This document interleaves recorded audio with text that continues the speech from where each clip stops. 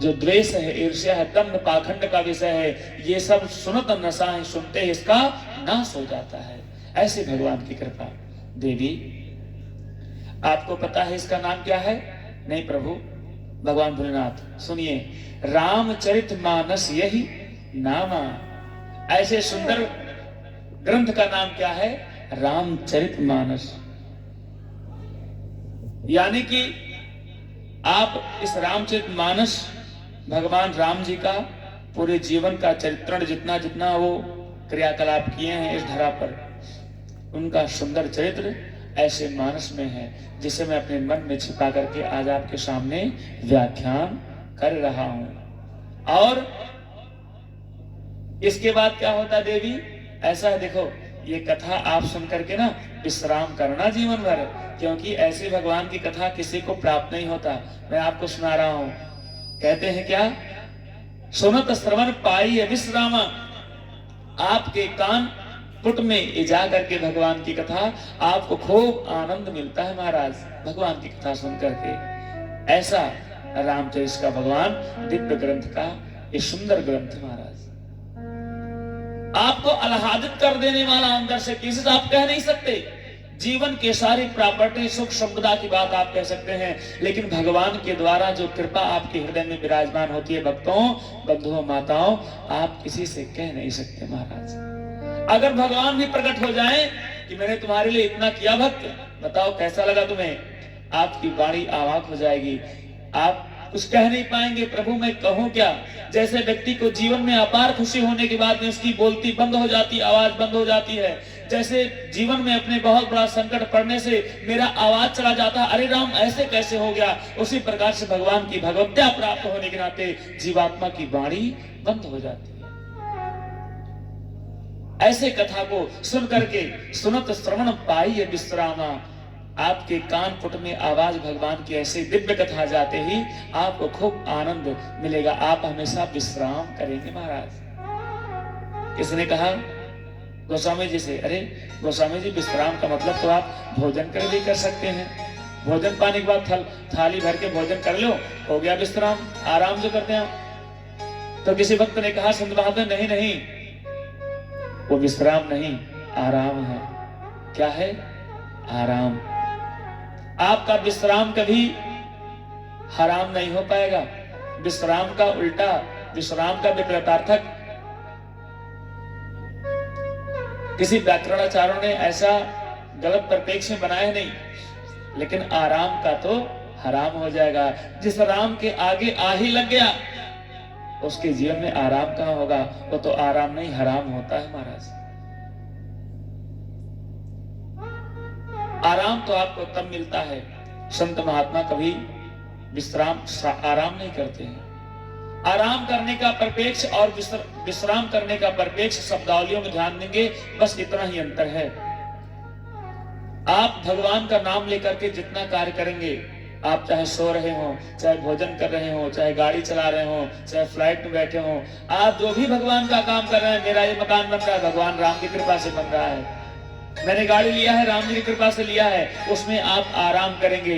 अभिमान स्वरूप जैसे आपके मन में आया, मैं ही करने वाला हूँ, मेरे पास केवल गाड़ी है, पूरे गांव किसी के पास नहीं है, मेरे पास इतना प्रॉपर्टी है, वो धन, वो परिवार, वो मकान, मेरे पास इतना बाहुल्यता है, वो आपके परिपेक्ष में हराम करने वाला हो जाता है।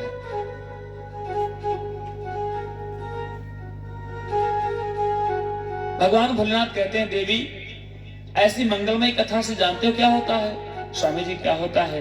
मन कर विषय अनल बंजरई।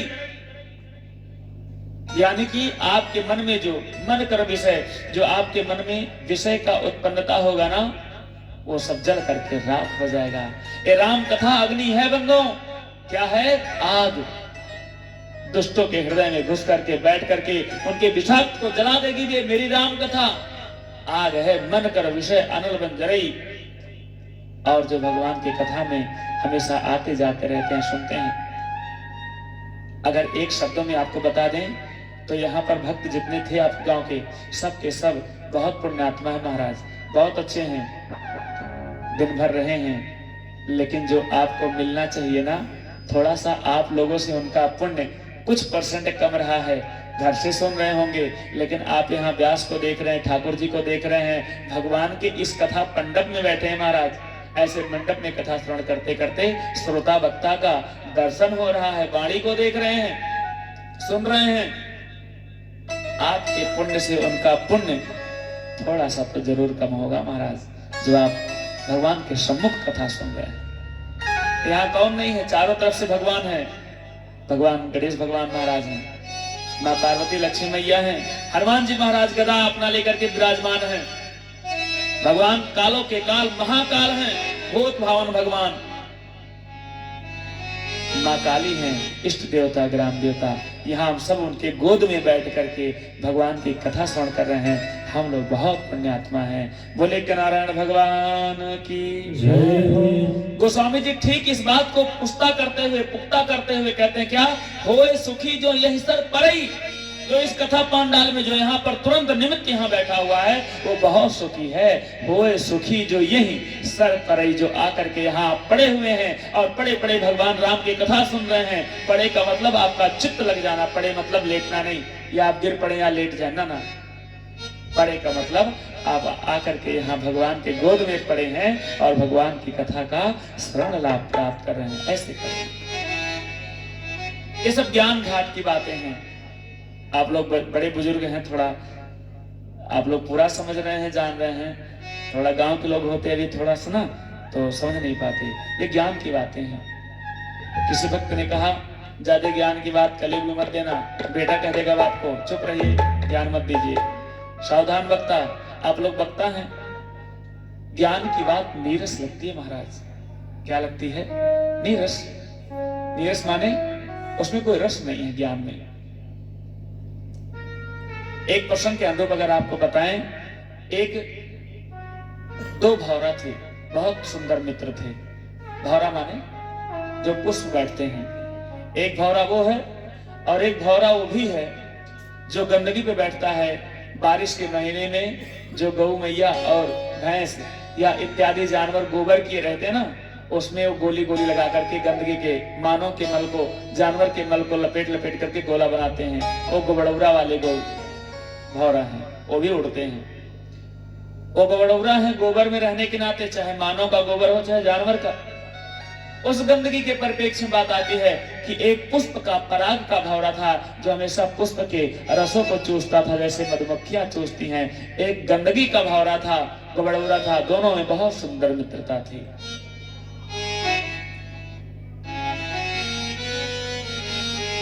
दोनों बिछड़ गए किसी मेले में और काफी दिनों बाद एक बार पुनः किसी स्थान पर मिलते हैं। दोनों कहते हैं हाय मित्र, गले मिल करके, साथ में पढ़े, साथ में लिखे, साथ में बड़े हुए, कहाँ बिछड़ गए थे।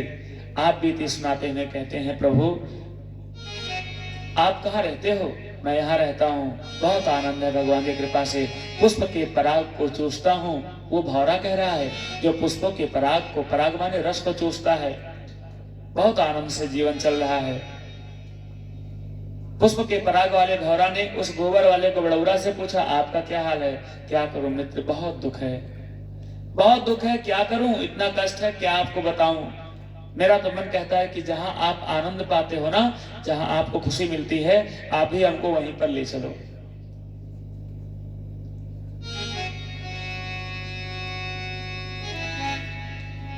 वो पुष्प वाला भौरा कहता है ठीक है मित्र, चलो।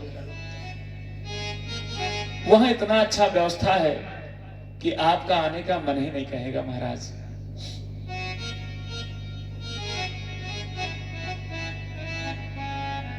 दोनों साथ चल पड़े। गोबर वाला भौरा गोबड़ौरा जाता है, पुष्प वाला भौरा कहता है मित्र ये मेरा बगीचा है, जहां अनेक लाखों हजारों करोड़ों प्रकार के पुष्प थे। बहुत बड़ा बगीचा था पुष्प का, और यहाँ पुष्प को चूसो, पराग को आनंद लो, जीवन भर आनंद। भगवान भी आएंगे, यहीं पर दर्शन कर लेना, सरोवर है बढ़िया, स्नान करना। 2-4-6 महीना बीत गया। दोनों पुष्प का पराग चूसते चूसते फिर बिछड़ जाते हैं, फिर मिलते रहते हैं। 1-2 महीना 4 महीने पे काफी समय बाद मिलन होता है। उसी में क्या हुआ मित्र, तुमको मैंने यहाँ छोड़ दिया, खूब आनंद हो गया, दर्शन नहीं हो गया, कहाँ गायब हो गए थे? यहीं तो हूँ, आप खुद नहीं आते, व्यस्तता दोनों लोग के जीवन में हो गई थी, पुनः मिलते हैं, क्या आनंद है, बढ़िया है सब। हाँ ठीक है, लेकिन इफ बट किंतु परंतु, लेकिन शब्दावलियां ऐसे हैं कि पूरा जीवन आप काम करते रहो, अगर उसमें लेकिन लग गया तो मानो वो काम ठीक आपने नहीं किया।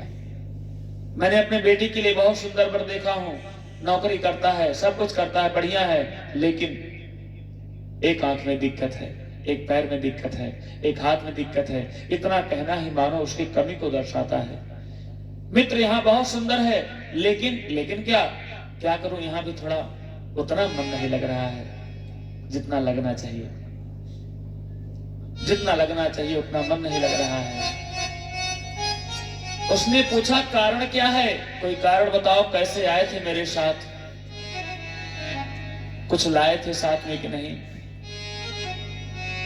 तो उसने कहा मित्र, हमने सोचा मन में ना कि आपके साथ में जा रहा हूं कमाने ना, तो कहीं ऐसा ना हो कि आप हमसे एक बढ़ाई केवल कर दिए हो, भौकाल मार दिए हो और आपके पास कोई व्यवस्था ना हो, इसलिए मैंने मार्ग में चलते चलते एक गंदगी का गोला अपने साथ रख लिया था कि वहां क्या खाऊंगा, क्या सोऊंगा, क्या पहनूंगा।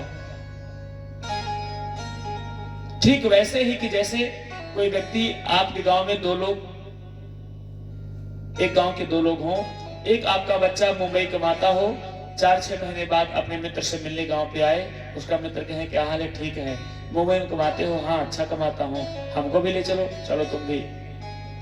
वो मित्र आपका बेटा कितनों कह दे कि मित्र तुम तिरन मत ले चलना, एक पैसा मत ले चलना, कुछ खाने पीने की सामग्री मत ले चलना, कुछ मत ले चलना, मैं अपने खर्चे से ले जाऊंगा, टिकट निकलवा दूंगा, भोजन प्रसाद सब हमारे साथ होगा। लेकिन आप हैं माँ बाप का मन मानेगा नहीं।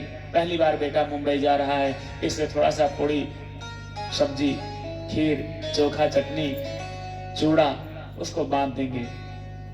विश्वास नहीं है ना कि खिलाएगा, जो कि कह रहा है वो। और वहां जाकर के वो अपना खाएं, होटल में भी खाएं, उस मित्र के साथ खाएं, अपना छिपे तौर से वो भी खाएं। उसी प्रकार से ये दोनों मित्रता की व्याख्यान में आती है महाराज कि ये गंदगी वाला भौरा से वो रस वाला भौरा पूछता, मित्र तुम्हारा मन क्यों नहीं लग रहा है। वो कहा मित्र आपके ऊपर विश्वास नहीं था कि आप की व्यवस्था हो सकता है ठीक ना हो, इसलिए मैंने अपने साथ एक गंदगी का गोला लाया हूं। उस पराग वाले मित्र ने कहा मित्र जब तुम एक गंदगी का गोला अपने हृदय में, अपने मन में, दंभ में एक पाखंड का विषय लेकर के आए हो तो तुम्हारे हृदय में शांति कहां से मिलेगी। ठीक ऐसे ही महाराज भगवान भोलेनाथ कहते हैं देवी इसलिए ज्ञान की बात नीरस लगती है। कितना ज्ञान दिया उसने अपने मित्र को, लेकिन उसके हृदय में उतरने वाली नहीं रही बात।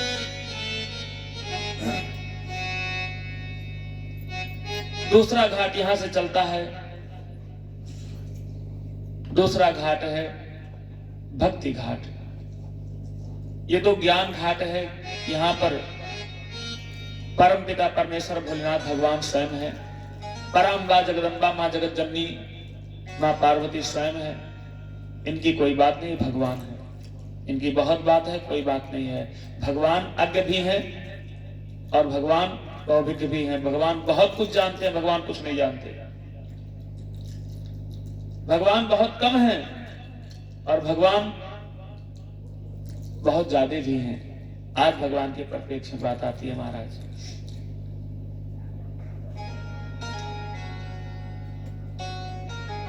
ये भगवान है ठीक है, लेकिन आज मैं आपको ऐसा प्रसंग सुनाऊंगा महाराज। एक भक्ति घाट है, भक्ति घाट पे किसको कौन कथा सुना रहा है। हिमालय से आप, हिमालय के दिव्य शिखर पे भगवान ज्ञान घाट पे भगवान भोलेनाथ मां पार्वती को कथा सुना रहे हैं। उनसे थोड़ा सा नीचे आएंगे, नीलगिरी पर्वत है। नीलगिरी पर्वत पे कौन कथा सुना रहा है। श्री कागभुसुंडी जी महाराज। किसको सुना रहे हैं, गरुड़ जी को। घाट कौन सा है, भक्ति घाट।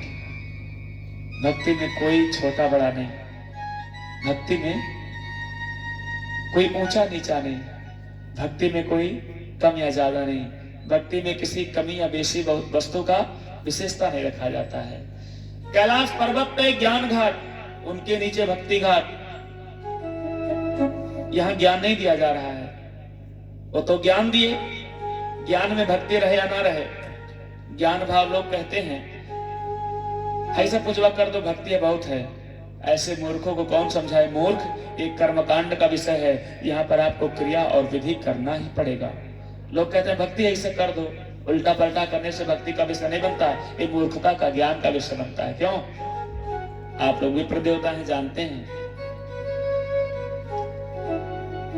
आरती दिखाने के परिप्रेक्ष्य में, भगवान का पूजा पाठ करने के परिप्रेक्ष्य में कुछ भी हो, हर कुछ भी भक्ति नहीं है। भक्ति दान का विषय में बहुतायत आता है। 90% दान देना भक्ति कहलाती है। आप राजा को दीजिए, भिखारी को दीजिए, रोड पे चलने वाले को दीजिए, जानवर को दीजिए, ये भक्ति है। मछली को दीजिए, ये भक्ति का विषय है। लेकिन अगर आप संकल्प के द्वारा दे रहे हैं तो भक्ति ये नहीं है कि आप किसी संत को दे दें, आप किसी आम आदमी को दे दें। भक्ति कहती है कि किसी को दे सकते हैं। ज्ञान कहता है जिसका आपने वर्ण किया है, जिसका आपने संकल्प लिया है, उसको देना उचित है। क्यों? ये ज्ञान कहता है। ज्ञान की बात परोसी गई कैलाश पर्वत के दिव्य शिखर पर, ज्ञान घाट पे। उनसे नीचे उतरे आप, कैलाश पर्वत से नीचे नीलगिरी पर्वत है। वहां पर नीलगिरी माने कौन है? कागभूषुंडी जी। गरुड़ जी को कथा सुनाते हैं भक्ति घाट पर। भक्ति का विषय पहला मुख्य देख लीजिए। गरुड़ जी कौन है? भगवान के वाहन है। कौन है? भगवान के वाहन। और कागभूषुंडी जी कौन है?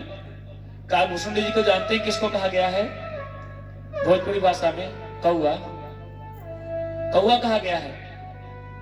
और कौआ को शायद एक प्रसंग के नाते वाल्मीकि रामायण में मां जानकी के वक्षस्थल, मां के हृदय पर अपना चंचु का प्रहार करने के नाते, और वाल्मीकि रामायण के बाद में रामचरितमानस में मां जानकी के श्री चरणों में चंचु का प्रहार करने के नाते एक नयन कर तजा भवानी,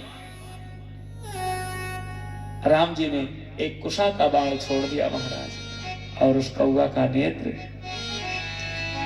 नारद देखा बिकल जयंता, लागी दया को मलचित संता। नारद देखा संत का हृदय बिकल जयंता, संत हृदय नवनी समाना। लागी दया को मलचित संता। नारद देखा बिकल जयंता, लागी दया को मलचित संता। नारद देखा बिकल जयंता, लागी दया को मलचित संता। नारद जी महाराज, नारद जी देखते हो जयंतवा है, कहाँ भाग रहा है? जयंत, इंद्र के पुत्र जयंत। ये लग रहा है जयंतवा भाग रहा है, क्या बड़ा परेशान लग रहा है वो। अच्छा अच्छा, अरे रुको जयंत, रुको कौआ, रुको कागभूषुंडी जी, रुको। कौन है? जयंत हो क्या? अरे हाँ महाराज, इंद्र का पुत्र हूँ, काहे भाग रहे हो? अरे हमको रोकिए मत, नारायण का बाण मेरे पीछे, ब्रह्मास्त्र बन के मार डालेगा आपको। अरे रुको, नारायण का बाण, इतने स्लो चल रहे हो, इतना बाण आ रहा है। जैसे जैसे कौआ भाग रहा था ना, वैसे वैसे नारायण का वो बाण भी स्लो और तेज हो जा रहा था। नारद जी ने रोक लिया, रुक जाओ। वहीं पर बाण भी रुक गया। रही हाँ हाँ ठीक है, तो मार डालेगा।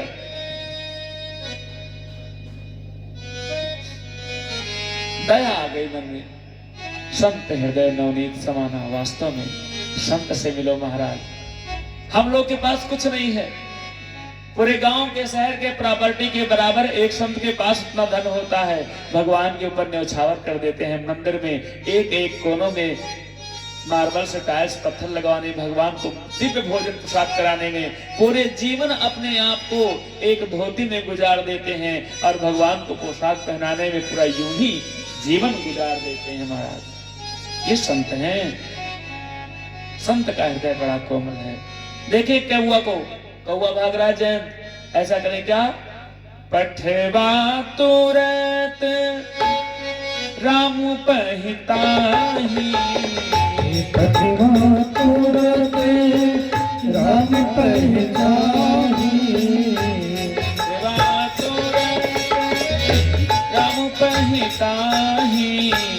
प्रतिभा तुरत राम राम दौड़ाते हैं, जाओ जाओ जाओ। अपराध किसका किया हो? राम जी को अंदाजने गए थे ना कि राम जी हैं, अपने पत्नी को गजरा पहना रहे हैं। मन में संदेह हो गया कैसे भगवान है ये, क्यों? भगवान अपनी भंगिमा माँ जानकी का, माँ राधा रानी का, माँ पार्वती का, माँ लक्ष्मी का श्रृंगार नहीं कर सकते। उनको और कौन श्रृंगार करेगा? दासियां दूर दूर रहती हैं, सेवा से पंखा झलती हैं, और कौन करेगा? माँ जानकी, माँ राधा रानी, माँ लक्ष्मी नारायण, लक्ष्मी मैया का सेवा स्वयं भगवान करते हैं, और किसी बस की बात नहीं है। इस प्रकार से इस दुष्टता करने के नाते जयंत को कौवा का एक नयन कर तजा भवानी। माँ जानकी फिर भी माफ करा दी, मत मारिए सरकार। जाके उल्टा दोनों पैर ऊपर एकदम चंचुक का नीचे गिरा दिया चरणों में माँ जानकी से, हे माँ, जिसका मैंने अपराध किया है माफी मांग रहा हूं माँ। कौवा का एकदम लेट गया, करिया सा कौवा हो। माँ जानकी को दया आ गई, बेटा है छोड़ दीजिए नाथ, ठीक है छोड़ दिए भगवान। लेकिन भगवान ने कहा ऐसे पूरी दुनिया वाले हमको अंदाजने आएंगे हम भगवान है कि नहीं है, इसलिए कुछ दंड देना आवश्यक है। तब भगवान ने एक नयन कर तजा भवानी। हम लोग ये जानते हैं कि भगवान ने आंख फोड़ दिया, आंख, भगवान आंख नहीं फोड़े हैं, भगवान आंख फोड़े नहीं हैं, बल्कि कौवा के एक आंख से उस प्रकाश को गायब कर दिया। खूब नेत्र वैसे ही है, कौवा के पास एक ही नेत्र से दिखाई देता है, नाक भी वही है जैसे हमारे आपके पास, जैसे बहरे आदमी होते, गोगे आदमी, मुंह भी बहुत सुंदर है, कान भी वैसे है, जैसे जैसे मॉडल हमारा वैसे वैसे आपका, नेत्र भी वैसे है, बस कान में और नेत्र में न उसमें सुनने की क्षमता है और न आंख में देखने की रोशनी है। रोशनी का ही खेल है। जगत प्रकाश प्रकाशक रामो, राम जी ने अपने प्रकाश को हटा लिया कौवा के एक नेत्र से। तब से लेकर के आज तक कौवा को मात्र एक आंख से दिखाई देता है, लेकिन जितना चार आंख से व्यक्ति देख सकता है उतना कौवा के पास एक ही दृष्टि से देखने की शक्ति भगवान ने दे दिया कृपा से। हम लोग को अगर एक आंख छीन लिया जाए तो एक आंख से कम दिखाई देगा, लेकिन अगर एक आंख भगवान छीन ले तो चार आंख से देखने की बराबर क्षमता भगवान राम ने उस कौवा को एक आंख में ही दे दिया। तभी कौवा को कितना दूर रहे, एक ढेला उठाइए तुरंत जैसे आराम फुर्र हो जाता, उड़ जाता है। हाया ना, बोले किनारा भगवान की जय। आज वो कौवा की मैं बात कर रहा हूं। शायद संत महात्मा ने इसीलिए मां जानकी का अपराध करने के नाते संत महात्मा ने कौवा को चांडाल कह दिया। कौवा को पक्षियों में चांडाल कहा गया है। चांडाल माने ऐसा चांडाल जो भगवान के ऊपर संदेह कर लिया। कौवा को पक्षियों में कहा जाता है चांडाल, भगवान से द्वेष करने के नाते महाराज। और आज एक चांडाल कथा किसको सुना रहा है? गरुड़ जी महाराज। गरुड़ जी महाराज स्वयं भगवान के वाहन हैं। भगवान के वाहन माने स्वयं भगवान ही हैं। भगवान का चक्र स्वयं जीवंत हैं। भगवान के वाहन स्वयं भगवान हैं। भगवान के सारंग पाणी धनुष वो भगवान ही है। भगवान त्रिशूल, भोलेनाथ के त्रिशूल भगवान स्वयं भगवान है। भगवान भोलेनाथ के डमरू स्वयं भगवान है। जितने भगवान के अस्त्र शस्त्र हैं, मां जगत जननी के वो चक्र, वो त्रिशूल, वो तलवार, वो धनुष सब भगवान के, भगवान ही है महाराज। भगवान के गरुड़ में और भगवान में कोई निमित्त अंतर नहीं, क्योंकि भगवान की इच्छा से गरुड़ चलते हैं। भगवान को जहाँ जाना है कि गरुड़ वहां चलना, पहुंच गए भगवान वहां। आज एक भगवान के परिपेक्ष में स्वयं वो भगवान को कथा एक कौवा सुना रहा है, और पक्षियों में जैसे कौवा को चांडाल कहा गया है, वैसे पक्षियों में गरुड़ जी को क्या कहा गया है? राजा कहा गया है। पक्षियों के राजा गरुड़ हैं। गरुड़ से बड़ा कोई पक्षी धरती पर नहीं है। आज भक्ति घाट पर एक चांडाल सबसे छोटा पक्षियों में एक राजा को कथा सुना रहा है। यहाँ पर राजा रानी या चांडाल या कौवा गरुड़ का महिमा नहीं है, यहाँ भगवान राम की कथा है। आप किसी पार से हो, हम किसी पार से हो, संत हैं, भगवंत हैं, भगवान की कथा है। एक भगवान कथा करने के नाते एक राजा और चांडाल की महिमा को बढ़ा दिए। भगवान की कथा है, ये भक्ति घाट है। तीसरा घाट है, धरती पर आ गए महाराज स्वयं तीर्थराज प्रयाग में। तीसरा घाट है तीर्थराज प्रयाग।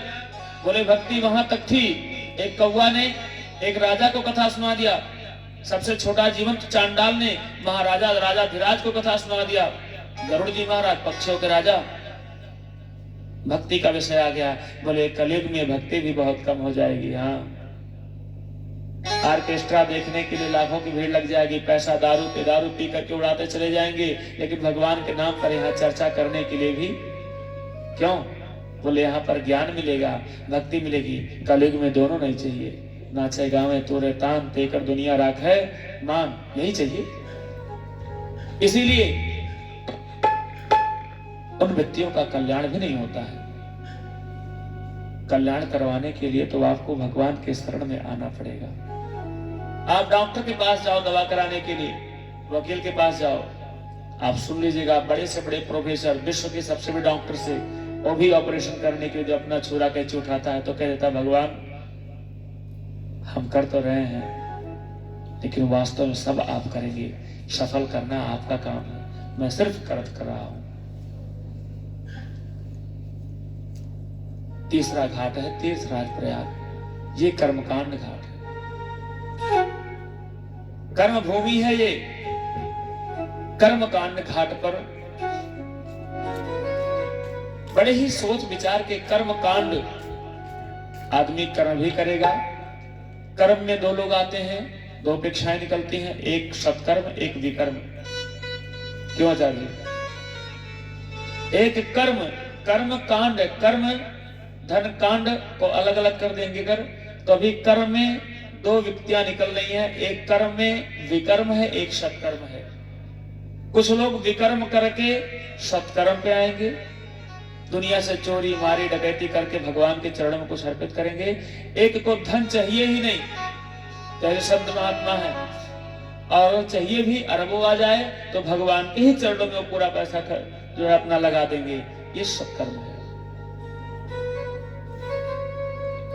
कर्म धन कांड, धन के बाद अभी कांड है। कुछ लोग कांड करेंगे, कांड करते करते कुछ लोगों का नाम कुख्यात होगा। कुख्यात, ख्याति तो सबको मिलती है।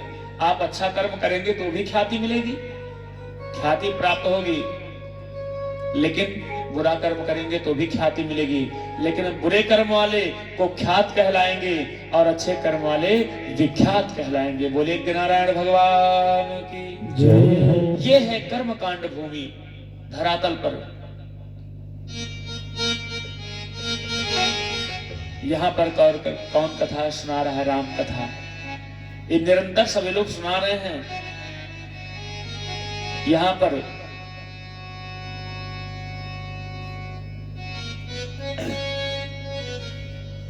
माघ मकर गति रवि जब होई,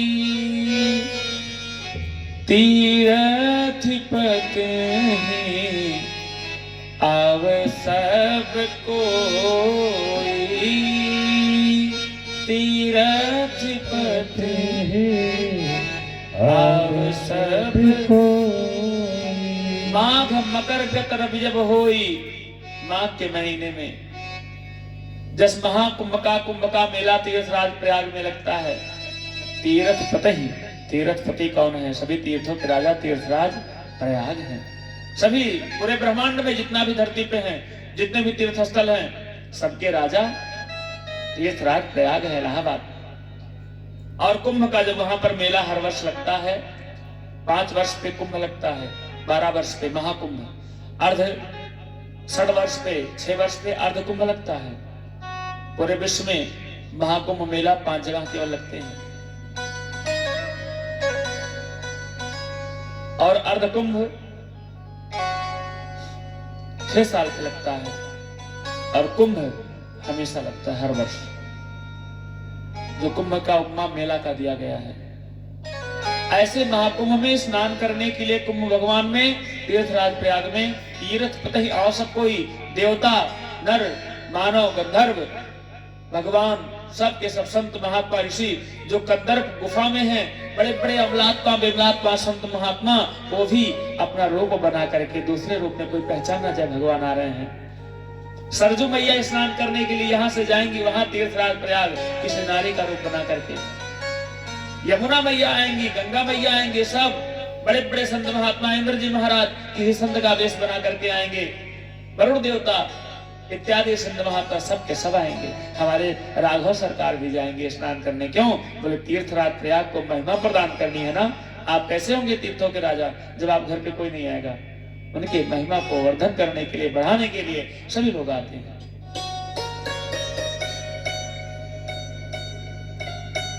उसी कुंभ में, मेले में बहुत सब लोग आते हैं। आज उन्हीं संत महात्माओं में से एक संत जी महाराज है। कौन? जो वहां पर मास महीने के लिए कल्पवास कर रहे हैं, और उन्हीं के समय अंतर पर स्नान करने के लिए आते हैं। कौन?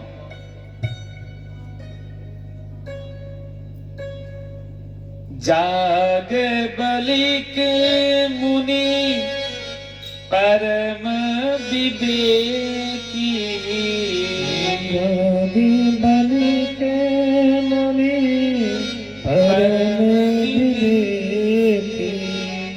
उसके बाद भरद्वाज मुनि राख्यो पद टेकी, भरद्वाज राख्यो पद टेकी। जाग बलिक मुनि परम विवेकी, जाग बलिक मुनि परम विवेकी। भरद्वाज राख्यो पद टेकी,